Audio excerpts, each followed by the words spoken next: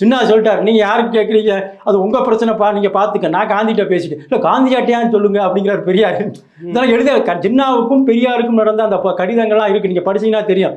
ஆமாம், சாதியின் பேரில் ஒரு நாடு கேட்கலாம், நீங்கள் மொழி வழி அப்படி இந்த தமிழ்நாடுன்ற பேருக்காக சாதியின் பேரில் கேட்கலாம், மதத்தின் பேர்ல கூட கேட்கலாம், மொழி பேர்ல எவனா கேட்பானா அப்படின்னு சொல்ல வர்றாரு. வழக்கம் போல ஒரு வார்த்தையை பாடுவாரு, அதை போட்டு சொல்றேன். வந்து ஒரே நேரத்தில் 8 குதிரைகளை சவாரி செய்ய முடியாது. முதல்ல வெள்ளைக்காரனை குதிரைகளை சவாரி செய்து வெள்ளைக்காரனை வீழ்த்துவோம். 56க்கு பிறகு பார்த்தீங்கன்னா நம்ம அடுத்து டெல்லி எடுத்து தமிழ்நாட்டுக்கு தன்னுரிமை வாங்குவோம்னு சொல்லி மாப்போசி தெளிவாக சொல்றாரு. அப்போ நீங்க வந்து பார்வை பெரியார்கிட்ட இல்லை, தெளிவான பார்வை இல்லை.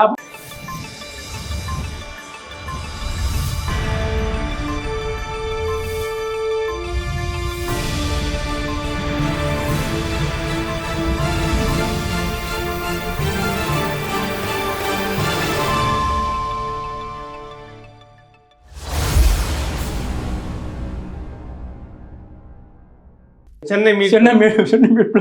அப்ப அவருடைய சொத்தை காப்பாற்றணுன்றது போராட்டத்துக்கு நடந்துக்கிறார். ஏன்னா அவங்களுக்கு அது ஒரு சிக்கல் இருக்கு. அதனால சென்னை மையமான பகுதி, அதனால வேணும்னு வராங்க. அதே குறிப்பாக இன்னொன்று, நான் அந்த இடத்துல நான் மாப்போசிட்ட ஒரு நேர்மையை பார்க்குறேன். என்னன்னா ராஜாஜி வந்து அன்னைக்கு வந்து ஆதரிச்சார் சென்னை மீட்பு போராட்டத்தில். அப்போ கேட்கும்போது நேரு சொல்கிறாரு, ஆந்திரர்கள் வந்து பெரிய கிளர்ச்சி செஞ்சுட்டாங்க, பொட்டி ஸ்ரீராமுல செத்து போயிட்டாரு, நானும் வேறு தனி மாகாணம்னு அறிவிச்சிட்டேன். நேரு சொல்கிறாரு சென்னையை கொடுத்துருவோம்ப்பா அப்படிங்கும் போது மாப்போசியோட தூண்டுதல்னால ராஜாஜி என்ன சொல்கிறாரு நேருட்ட, நான் ஒருபோது அதுக்கு சம்மதிக்க மாட்டேன், வேணா என் பதவியை ராஜினாமா பண்ணிக்கிறேன் அப்படிங்கிற. இது வந்து மாப்போசி கொடுத்த அழுத்தம்.